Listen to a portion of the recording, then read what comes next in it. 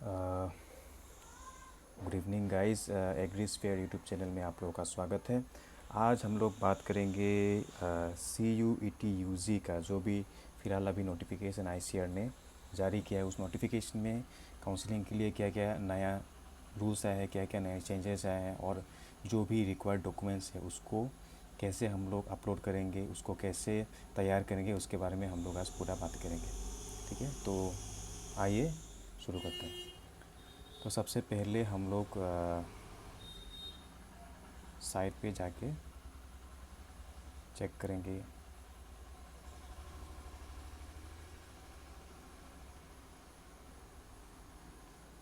Site पे जाने के बाद हम लोग नीचे दिए गए लेटेस्ट जो नोटिफिकेशन है यहाँ पे क्लिक करने के बाद आप लोग को सबसे ऊपर ही दिखेगा, आज ही ये रिलीज़ हुआ है, ICAR-UG ऑनलाइन काउंसलिंग ब्रोचर, जो आज ही रिलीज़ हुआ है।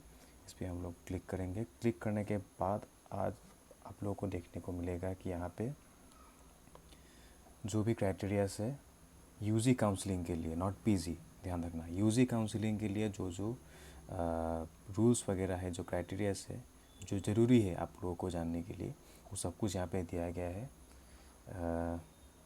तो सबसे पहले यहाँ पे दिया गया है कि for admission of bachelor degree programme to 20% seat, जहाँ पे 100% सीट आएगा, 100% सीट आएगा आप लोगों का ICAR NDRI Karnal, ICAR IRI New Delhi का, और IVRI इज्जतनगर का जितना भी सीट्स है, Rani Lakshmibai central agriculture university, doctor Rajendra Prasad central agriculture university जो समस्तीपुर बिहार में है।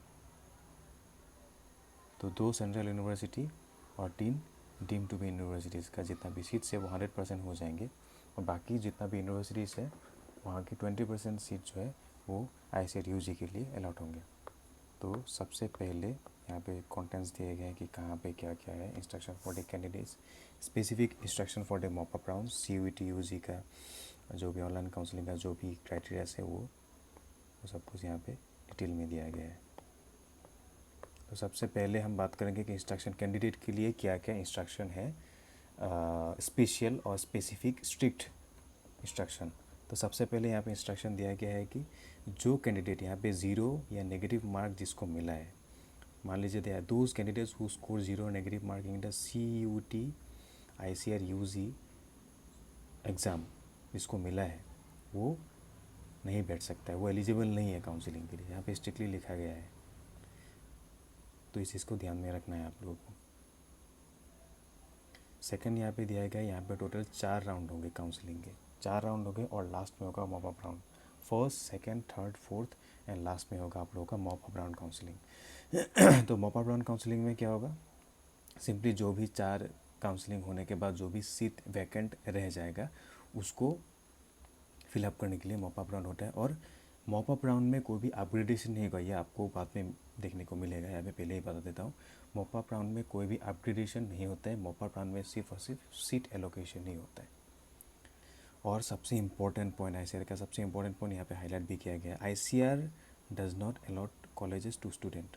ICAR कभी भी आपको कॉलेज अलॉट नहीं करेगा, ICAR अलॉट करेगा आपको यूनिवर्सिटीज़, और वो यूनिवर्सिटीज़ डिसाइड करेगा आपको कैंपस में या मेन कैंपस में या सब कैंपस में आपको कहाँ पे आपको सीट मिलेगा, वो यूनिवर्सिटी डिसाइड करेगा, वो ICAR डिसाइड नहीं करेगा। ICAR बस इतना डिसाइड करेगा कि आपको इस यूनिवर्सिटी में एडमिशन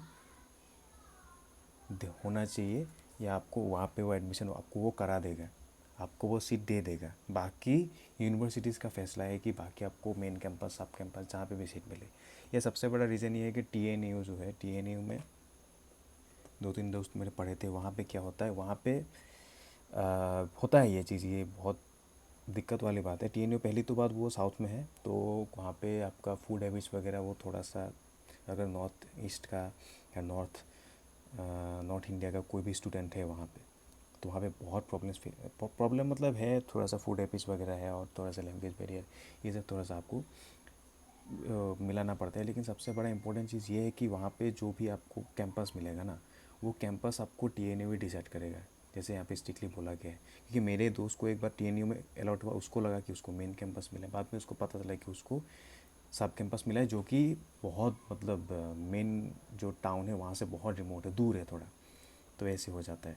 तो आप लोग ये ब्लेम नहीं कर सकते हो ICAR को, आप ब्लेम अगर करना ही है। अपग्रेडेशन भी आपको बाद में आप लोग अपग्रेडेशन भी कर सकते हो सेकेंड या थर्ड काउंसिलिंग में। यूनिवर्सिटी के थ्रू एप्लीकेशन वगैरह हो सकता है, एप्लीकेशन दे सकते हो आप। अगर आप वहाँ पे सूटेबल नहीं हो, आपको आप वहाँ पे फिट नहीं बैठ रहे हो तो सब कैंपस में, तो मेन कैंपस, या अगर मेन कैंपस में आपको अच्छा नहीं लग रहा है तो आप सब कैंपस आ जाइए, वैसा आपका हिसाब से वो हो जाएगा। तो यहाँ पे उस चीज़ को होगा वो सिंपल एकदम 3 वर्ड में यहाँ पे लिखा गया है, category wise merit based. Category wise होगा, जनरल है तो जनरल कैंडिडेट, EWS है तो EWS, आपका OBC NCL है तो OBC NCL, SC तो SC और ST तो SC। और सबसे इम्पोर्टेंट होगा यहाँ पे मेरिट बेस्ड। तो जनरल कैटेगरी में जो भी है उन लोगों को मेरिट बेस्ड में बैठाया जाएगा। ST उन लोगों को भी, OBC SC जितना भी कैंडिडेट्स हैं उन लोगों को सबको मेरिट बेस में बैठाया जाएगा। उसके बाद डिसाइड करेंगे कि हाँ इसको मेन कैंपस देना चाहिए, इसको सब कैंपस देना चाहिए। डन, ठीक है। हम लोग नेक्स्ट टॉपिक में आते हैं, नेक्स्ट पॉइंट में आते हैं। यहाँ पे टोटल यूनिवर्सिटी से आपके 74 नंबर पॉइंट, 74 नंबर यूनिवर्सिटीज़ है ICAR एग्रीकल्चर यूनिवर्सिटी सिस्टम के अंडर में, ठीक है। 74 यूनिवर्सिटीज़ हैं, याद रख लेना है। और सब आपको सब सीट मैट्रिक्स नीचे दिया गया है। सीट मैट्रिक कहाँ पे कितने कहाँ पे मतलब आपके कौन से सब्जेक्ट ग्रुप में, कौन से सब्जेक्ट आपके कैटेगरी में, ठीक है। सब सब्जेक्ट ग्रुप में, सब्जेक्ट कॉम्बिनेशन में आपको कौन से सीट कितना वहाँ पे प्रॉपर दिया गया है यूनिवर्सिटी वाइज, वो देख लेना है। और बाद में यहाँ पे नीचे है, आपको मिल जाएगा वो चीज़। तो नेक्स्ट टॉपिक पे आते हैं कि हाँ यहाँ पे और एक चीज़ दिया गया है, if any university institute has indicated any special condition essentially for subject, gender, age, etc. in the seat matrix special program, the same will be available to the candidate while filling the choice preference। हाँ, ये भी एक important point है। ये भी आपको बाद में देखने को मिलेगा कि एक यूनिवर्सिटी से AMU अलीगढ़ मुस्लिम यूनिवर्सिटी, वहाँ पे जो कम्युनिटी साइंस की डिग्री है, बैचलर डिग्री, वो कम्युनिटी साइंस की बैचलर डिग्री सिर्फ और सिर्फ फीमेल के लिए है। वहाँ पे कोई भी मेल एडमिशन नहीं ले सकता है वहाँ पे। यहाँ पे स्ट्रिक्टली आपको नीचे मिलेगा वो चीज़, आपको वो दिखाऊंगा मैं बाद में। तो नेक्स्ट पॉइंट पे आते हैं। यहाँ पे नेक्स्ट पॉइंट में दिखाया गया है कि for the purpose this year rank card of the candidate contains information about the subject group in the class 12 and the subject combination in the CUET ICAR UG। मतलब क्लास 12 में आपका जो भी सब्जेक्ट ग्रुप था, मान लीजिए physics chemistry maths था तो PCM हो जाएगा, बायोलॉजी था तो PCB हो जाएगा। और अगर PCM PCB, अगर किसी को BSc एग्री, फॉरेस्ट्री, हॉर्टिकल्चर ये सब चाहिए तो वो PCB में आ जाएगा। किसी को BTech में चाहिए उसको PCM में आ जाएगा। और किसी को अगर स्ट्रिक्टली एग्रीकल्चर ही चाहिए तो उसको PCA या PC intra agriculture, inter agriculture ऐसे होता है जो सब्जेक्ट ग्रुप, वहाँ पे आपको देखने को मिल जाएगा। नेक्स्ट टॉपिक पे आता है सब्जेक्ट कॉम्बिनेशन। सब्जेक्ट कॉम्बिनेशन में आ जाएगा वही चीज़, सब्जेक्ट कॉम्बिनेशन के हिसाब से आपको मिलेगा। PCM है तो आपको BTech ही मिलेगा, मे भी BSc मिल सकता है, लेकिन अगर PCB है तो BTech आपको नहीं मिलेगा।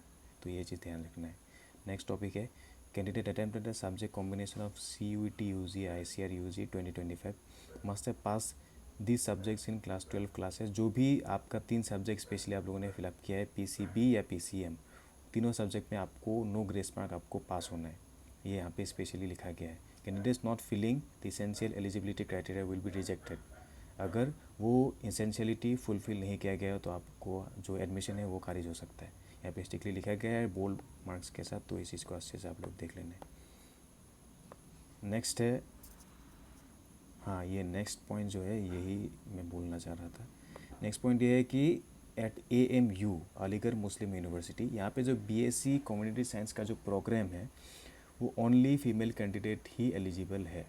वहाँ पे कोई भी मेल कैंडिडेट यहाँ पे नहीं ले सकता है, क्योंकि आपको पता है, आपको ये लोग एग्ज़ाम देने से पहले ही आप लोगों ने बहुत रिसर्च कर लिया होगा कि कम्युनिटी साइंस का जो कोर्स है, community science ultimately home science है, वो अलग, इसका नाम चेंज कर दिया गया है बस। होम कम्युनिटी साइंस को होम की जगह कम्युनिटी को बैठा दिया गया है। कम्युनिटी साइंस में कुछ नहीं है, टेक्सटाइल्स है। आपको सीधा सीधे बोला जाए तो आप लोगों को यहाँ पे टेक्सटाइल्स के वगैरह में सिखाने को मिलेगा। फूड एंड न्यूट्रिशंस के बारे में कैसे, मतलब सिंपली बोला जाए तो कैसे खाना बनाते हैं वही आप लोगों को सिखाएगा। तो है कुछ क्राइटेरियाज यहाँ पे, अच्छा डिग्री अच्छा है, लेकिन है यहाँ पे एक क्राइटेरिया है जो यहाँ पे मतलब कोई मेल कैंडिडेट यहाँ पे बैठ नहीं सकता है, तो इसीलिए यहाँ पे स्पेशली दे दिया गया है चीज़। AMU में ये ध्यान रखना है आप लोगों को।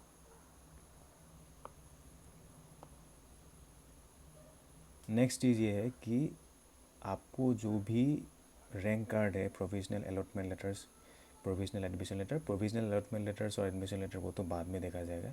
जो भी रैंक कार्ड हो गया, स्कोर कार्ड हो गया, जो भी एक्नोलेजमेंट जो हो गया, रिसिप्ट दे दिया गया है, आफ्टर एप्लीकेशन फिलअप करने, फॉर्म फिलअप करने के बाद आपको एक पूरा एक्नोलेजमेंट दे दिया जाता है, वो ज़रूरी है। एडमिट ज़रूरी है, रैंक कार्ड, स्कोर कार्ड, ये 4 चीज़ ज़रूरी है।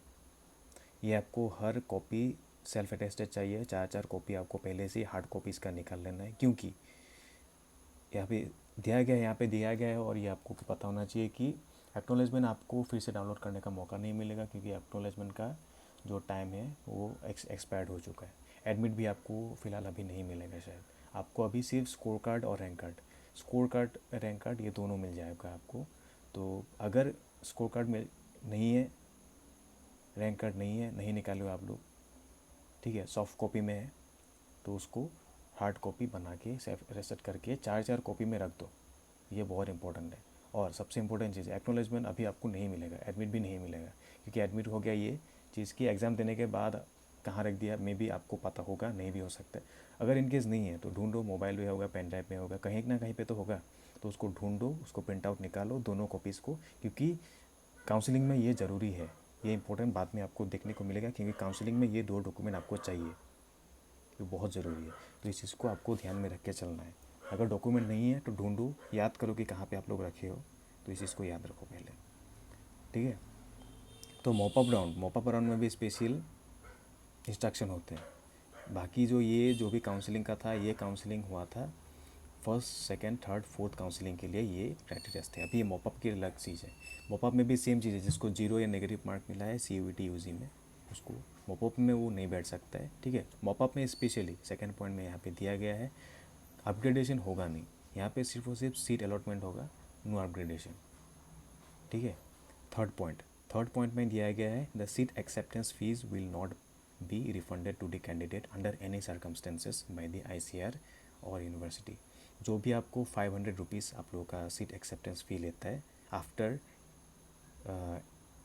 सीट अलॉटमेंट, मतलब फर्स्ट काउंसलिंग में भी आप लोगों ने चॉइस फिलिंग किया, चॉइस फिलिंग करने के बाद उस प्रेफरेंस के हिसाब से आपको कोई एक अच्छा यूनिवर्सिटी मिला, उस यूनिवर्सिटी को सीट मिलने के बाद आपको एक सीट, यूनिवर्सिटी मिलने से पहले ही आप लोगों को एक सीट एक्सेप्टेंस फ़ी आपको देना पड़ता है, जो 500 रुपीज़ है, और वो जो है वो रिफ़ंडेबल नहीं है, ठीक है। सिर्फ एक्सेप्टेंस फ़ीस के बाद जब आपको सीट मिल जाता है, उसके बाद उस सीट को बुक करने के लिए 10,000 रुपीज़ देना पड़ता है, और वो 10,000 रुपीज़ रिफ़ंडेबल है। और उस रिफ़ंड का भी एक प्रॉपर एक स्केड्यूल है, उसका प्रॉपर एक रूल्स है, रेगुलेशन है, वो आपको नीचे मैं बोल दूंगा, नीचे है वो चीज़ स्पेशली मेंशन किया गया है। लेकिन ये जो सीट एक्सेप्टेंस फ़ीस है वो रिफ़ंडेबल नहीं है किसी भी हर कंप्लेंस में, किसी भी चीज़, किसी भी मतलब आपके क्राइटेरियाज में ये नहीं है, मतलब रिफ़ंडेबल होगा नहीं है, ठीक है।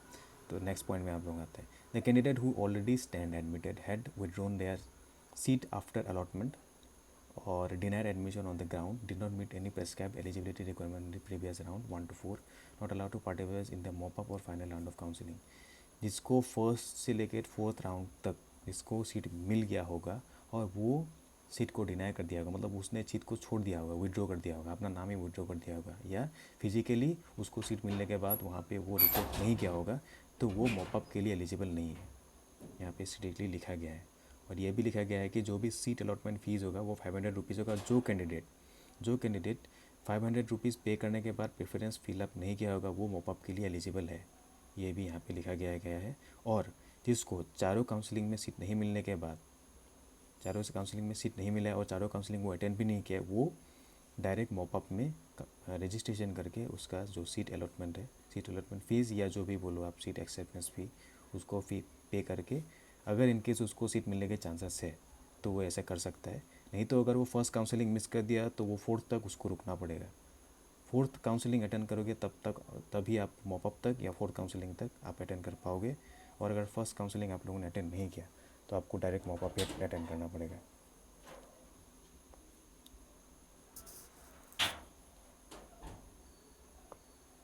बाकी जो भी पॉइंट्स है वो इतना इम्पोर्टेंट नहीं है। बाकी यहाँ पर नोट वगैरह दिया गया है, जो भी UGC रेगुलेशंस वगैरह है, जो भी एक्ट्स वगैरह है वो सब है नीचे। बाकी ऑनलाइन काउंसलिंग का जो डेट है, आप लोगों का एग्ज़ाम होता है गेस 3 मई से लेके 13 मई से लेके 13 जून तक एग्ज़ाम हुआ था। उस एग्ज़ाम के हिसाब से यहाँ पे पीछे दिया गया है, उस एग्ज़ाम के हिसाब से जो भी आप लोग का डेट है, टेंटेटिव डेट्स 2 सितंबर से लेके 8 सितंबर तक आप लोगों का काउंसलिंग हो जाना चाहिए था, वो डिले हो चुका है फाइनली।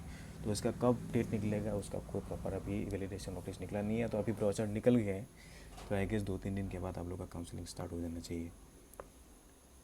इसका नेक्स्ट चीज़ है कि 15 to 20% जो ऑल इंडिया कोटा का जो सीट है, पहले 15% सीट था। 17 और 18 में जो ICAR ऑल इंडिया कोटा जो सीट था वो 15% था। 15 to 20% कब कर दिया गया? 20% उसको किया गया है 2023 में। 2022 और 23 के जो ये एकेडमिक सेशन है वहाँ पे 5% जो है ऑल इंडिया कोटा का जो सीट है उसको बढ़ा दिया गया है। जितना भी यूनिवर्सिटीज़ है, स्टेट यूनिवर्सिटीज़ हो गया, सेंट्रल यूनिवर्सिटीज़ हो गया, या डीम टू बी यूनिवर्सिटीज़ हो गया, वहाँ पे सब में 15 to 20%। और स्पेशली मेंशन किया गया है कि जहाँ पे NDRI करनाल में जो NDRI है, उसके बाद न्यू दिल्ली में जो IRI है, IVRI है, 3 यूनिवर्सिटीज़ हो गया। उसके बाद रानी लक्ष्मीबाई सेंट्रल एग्रीकल्चर यूनिवर्सिटी जो झांसी में है, और doctor Rajendra Prasad central agriculture university जो पूसा में है, समस्तीपुर बिहार में है। तो टोटल हो गया 5, 3 डीम टू बी यूनिवर्सिटी और 2 सेंट्रल यूनिवर्सिटी। यहाँ पे जितना भी सीट्स हैं, अभी जितना भी सीट्स हैं 100% सीट्स है, 100% सीट जो है वो ICAR UG CUET के थ्रू ही फिलअप होंगे इस 5 यूनिवर्सिटीज़ में, और यह सबसे बढ़िया यूनिवर्सिटीज़ इसको माना गया है। और बाकी जो भी स्टेट यूनिवर्सिटीज़ है वहाँ पे अपना खुद का स्टेट का एग्ज़ाम होगा, प्लस ये CUET UG का एग्ज़ाम, दोनों मिला के मतलब वहाँ पे 100% सीट है। लेकिन यहाँ पे कोई भी स्टेट का एग्ज़ाम वगैरह होगा नहीं, यहाँ पे डायरेक्ट 100% जितना भी सीट्स है वो यहाँ पे जो है सब आपको मिल जाएगा CUET के थ्रू ही। इसके लिए अलग आपको एग्ज़ाम देने की ज़रूरत नहीं है, ठीक है। तो एनुअल कोर्स जो भी है आपको यहाँ पे देख लेना है। प्रेफरेंस फिलअप करने से पहले आप लोग को ये ध्यान रखना है कि कहाँ पे कितना फ़ी स्ट्रक्चर है, हॉस्टल फ़ी कितना है, मेस फ़ी कितना है, आपको कितना ट्यूशन फ़ी देना पड़ेगा, एवरीथिंग आपको देख लेना है। उसके बाद फूड हैबिट्स देख लेना है, कहाँ पे कितने मतलब खाने पीने के कैसे वो है, ठीक है, मेस वगैरह का खाना कैसा है वो चीज़। अगर किसी यूनिवर्सिटीज़ में आप लोग के सीनियर्स भी होंगे जो PhD या PG कर रहे होंगे, उन लोगों से भी आप पूछ सकते हो। और अगर नहीं है तो आप मे बी अब देखो मेस का फ़ीस, मेस का खाना तो कैसा है वो आप मे भी नहीं मान सकते, लेकिन मेस का फ़ीस कितना है वो आपको हिसाब से लगा सकते हैं। क्योंकि मेस का फ़ीस अगर कम होगा तो आप मान के चले कि वहाँ पे खाने थोड़े से कॉम्प्रोमाइज़ होंगे, और मेस का फ़ीस अगर तगड़ा है, ठीक है, तो खाना वहाँ पे ऑब्वियसली बढ़िया होगा। तो उस हिसाब से देख लीजिएगा आप, ठीक है, मेस का फ़ीस वगैरह देख लीजिएगा। क्योंकि ट्यूशन फ़ीस वगैरह तो ये तो होता है, हो है, ट्यूशन फ़ीस लगेगा, हॉस्टल फ़ी है, तो मेस का फ़ीस थोड़ा सा देख लीजिए। अगर मेस का फ़ीस ठीक नहीं है तो आप लोग देखो बाहर में, आप लोग डे स्कॉलर के हिसाब से भी बाहर रह सकते हो, कोई दिक्कत नहीं है। अगर मेस का खाना ठीक नहीं है तो, अगर ठीक है तो फिर हॉस्टल में रह सकते हो, कोई दिक्कत नहीं है। तो यहाँ पे दिखाया गया है कि जहाँ पे काउंसलिंग होगा, काउंसलिंग में आपको फिज़िकली रिपोर्ट नहीं करना है। ऑनलाइन काउंसलिंग होगा, कम्प्लीटली ऑनलाइन काउंसलिंग होगा, यहाँ पे आपको फिज़िकली रिपोर्ट नहीं करना है। जितना भी काउंसलिंग हो फिजिकली तब रिपोर्ट करना है जब आपका सीट अलॉट हो जाएगा, जब आप अपना प्रोविजनल एडमिशन लेटर और एक्सेप्टेंस लेटर लेके यूनिवर्सिटी में जाएंगे। वहाँ पे आपको जो है वहाँ का जितना का जो फर्स्ट सेम का फ़ीस है वो तो आप यहाँ पे फिलअप, देखो पहले आपको सीट मिलेगा, सीट मिलने के बाद आपको एक 10,000 का जो है फ़ीस क्या है को सीट अलॉटमेंट या सीट बुकिंग का जो भी आप मान लीजिए, वो सीट आप पैसा आपको देना पड़ेगा जो रिफंडेबल है। वो देने के बाद आपको फिज़िकली जाना पड़ेगा, आफ्टर काउंसलिंग आपको फिज़िकली जाना पड़ेगा उस यूनिवर्सिटी में जहाँ पे आपका एडमिशन या सीट अलॉट हुआ है। आपको वहाँ पे जाना है, आपको वहाँ पे जाके आपको उसका फर्स्ट सेम का जो फ़ीस है वो पूरा आपको with hostel fees and mess fees I guess also. Mess fees कभी कभी किसी में देना भी होता है, किसी में नहीं भी देना होता है, ये डिपेंड्स अपॉन द यूनिवर्सिटी। लेकिन हॉस्टल फ़ीस आपको देना ही पड़ेगा अगर आपको हॉस्टल में रहना है तो वो चीज़ आपको फिज़िकली देना पड़ेगा विथ आपका जो भी provisional allotment letter, provisional acceptance letter, वो भी जो भी आपका उस यूनिवर्सिटी से आपको मेल किया जाएगा वो चीज़। यहाँ पे और चीज़ एक मेंशन किया गया है कि अगर किसी यूनिवर्सिटी किसी कैंडिडेट का मार्क सेम हुआ तो उसको हम लोग कैसे करेंगे, मतलब उसको कैसे हम लोग मान लीजिए उसको कैसे बिठाएंगे, किसको फर्स्ट सेकेंड, उसको हायरार्की में कैसे बिठाएंगे। उसका सबसे पहला रूल है कि आपका 12 का परसेंटेज कितना था। मान लीजिए आपका भी मार्क और एक बंदा है उसका मार्क दोनों का सेम है। आपका अगर 12 का परसेंटेज ज़्यादा है उसका कम है तो आपको प्रेफरेंस पहले मिलेगा और ABCD के हिसाब से ही मिलेगा। पहले ये नहीं दिखा जाएगा कि 10 स्टैंडर्ड परसेंटेज, नहीं, पहले फर्स्ट प्रेफरेंस में यही दिखा जाएगा कि 12 परसेंटेज कितना है। कभी कभी सीन में ऐसा भी हो जाता है कि दोनों का 12 परसेंटेज सेम है, तो तब क्या होता है, तो तब हम लोग सेकंड क्राइटेरिया में आएंगे। सेकंड क्राइटेरिया में क्या है, 10 का परसेंटेज तो भाई सेम नहीं हो सकता। मान लीजिए वो भी सेम हो गया, ठीक है, वो भी सेम हो गया, तो अब हम लोग थर्ड क्राइटेरिया में आएंगे। थर्ड क्राइटेरिया में क्या है कि जितना एज ज़्यादा उसका मेरिट का जो रेट है उसको ऊपर रखेंगे। मान लीजिए आपका एज ज़्यादा है उसका एज कम है तो आपको प्रायोरिटी मिलेगा पहले, उसको प्रायोरिटी मिलेगा बाद में। मान लीजिए एज भी इक्वल हो गया तब मिलेगा कि मेल फीमेल है कि नहीं। अगर मेल है तो उसको बाद में प्रेफरेंस मिलेगा, फीमेल है तो उसको जल्दी मतलब उसको पहले प्रेफरेंस मिलेगा। तो ये है अगर मार्क्स टाई हुआ तो इतना क्राइटेरिया, इतना नीचे तक तो कभी आएगा नहीं।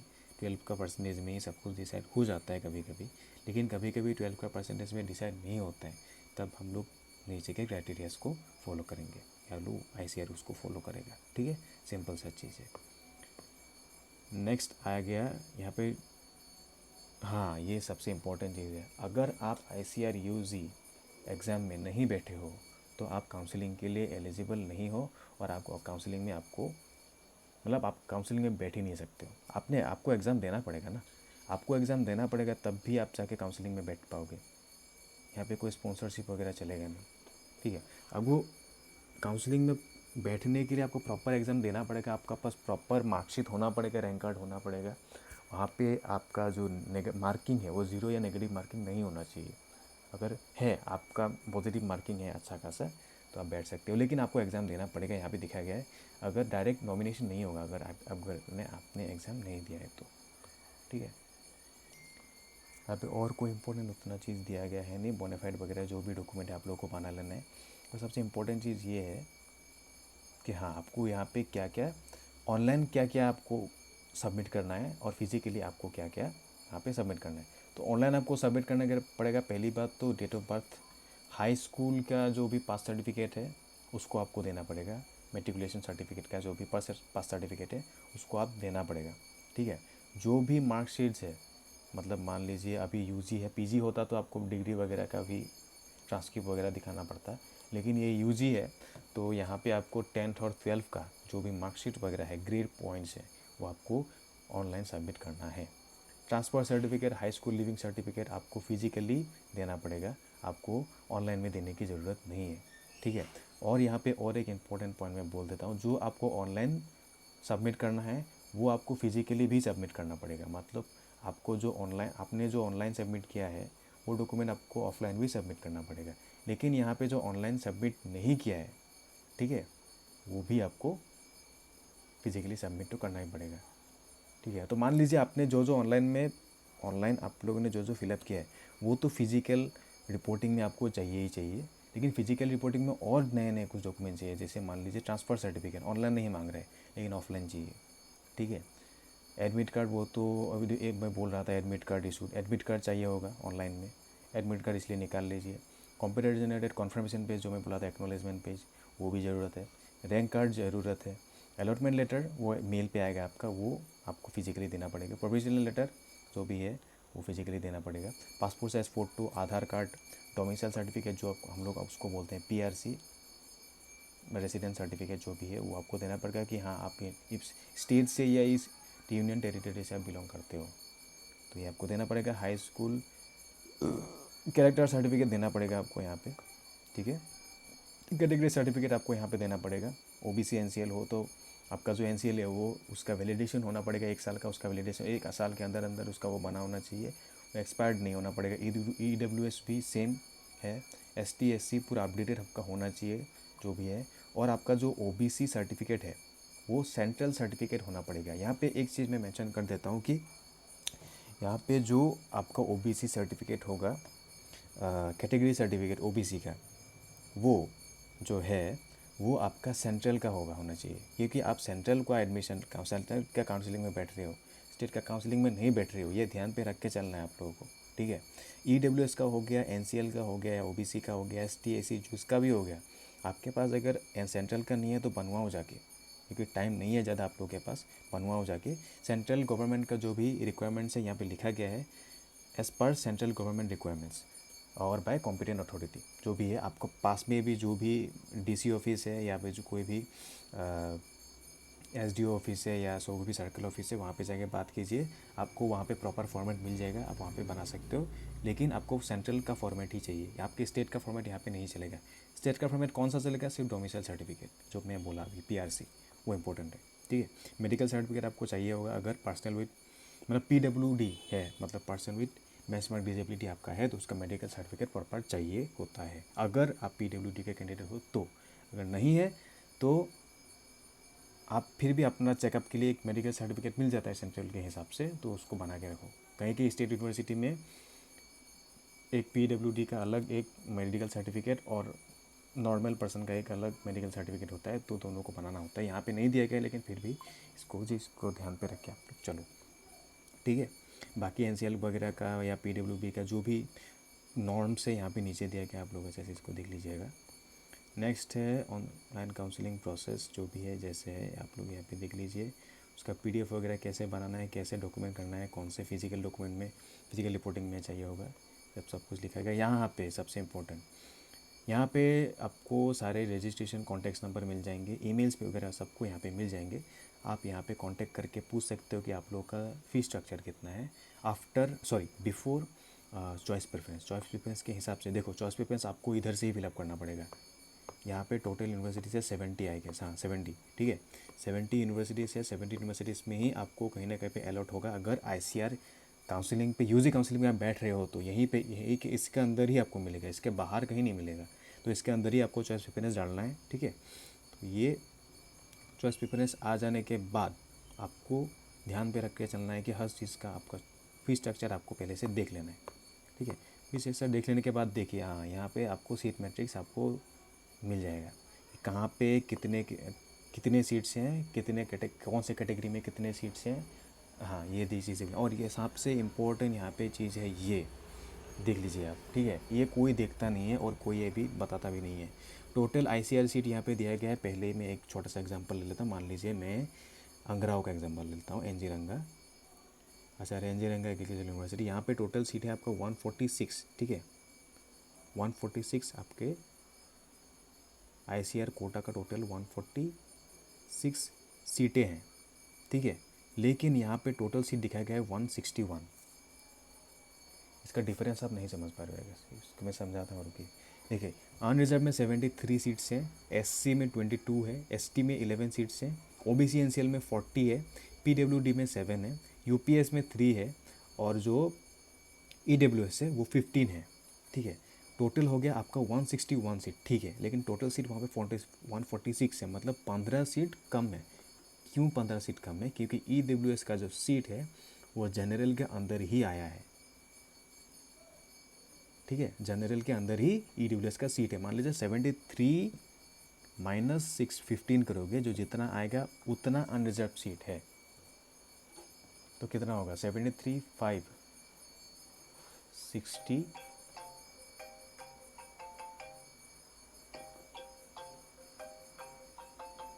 68 आएगा, और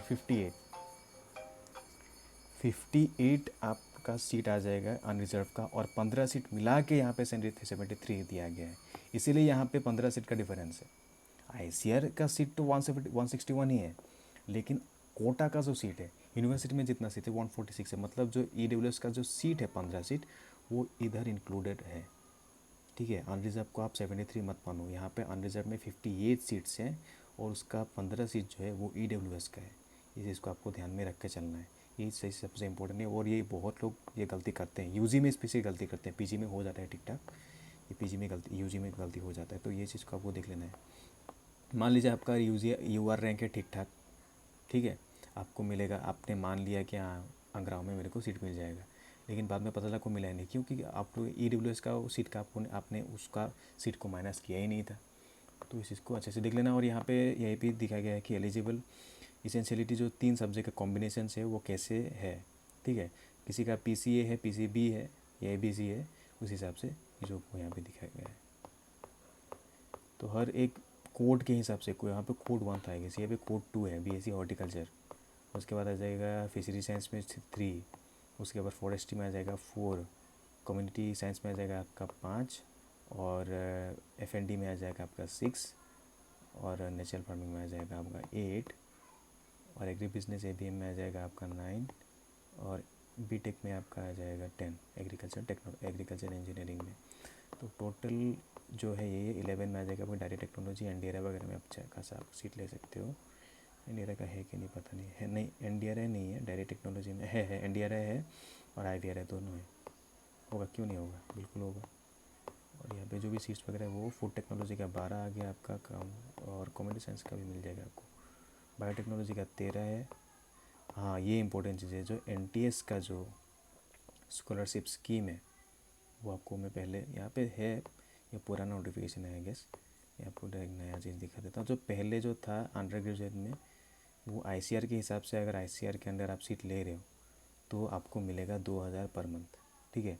अभी रिवाइज रेट जो आया है वो आएगा 3000 पर मंथ। अभी ज़्यादा दिन नहीं हुआ है इसको चेंज करते हुए, 2018 में आगे से दिया गया है नोट। और पोस्ट ग्रेजुएट में जो था वो था 3000, उसको बढ़ा दिया है, उसको कर दिया है 5000। मतलब अगर ICR के थ्रू आप अगर सीट ले रहे हो, ठीक है, UG में, तो आपको 3000 पर मंथ आपको पैसे मिलेंगे, 3000 पर मंथ आपको पैसे मिलेंगे। और अगर PG में अगर सीट ले रहे हो तो आपको 5000, NTS के थ्रू आपको 5000 पर मंथ आपको पैसे मिलेंगे। ये चीज़ आपको ध्यान पे रख कर चलना है, ठीक है। 3000 आपको पर मंथ मिलेगा अगर ICR के थ्रू आप काउंसिल में रहे हो। तो बस आज के लिए बस इतना ही था। ब्रोचर में उतना डिटेल में मैंने जितना हो सकता आपको बोल दिया है, इससे ज़्यादा मे भी है नहीं यहाँ पे। और थोड़ा सा आपको अगर कोई डाउट है तो देख लीजिए, कमेंट सेक्शन में भी आप मेरे को बोल दीजिएगा, कोई भी डाउट है, कुछ छूट गया हो तो आप बोल दीजिए। बस आज के लिए बस इतना ही। Thank you.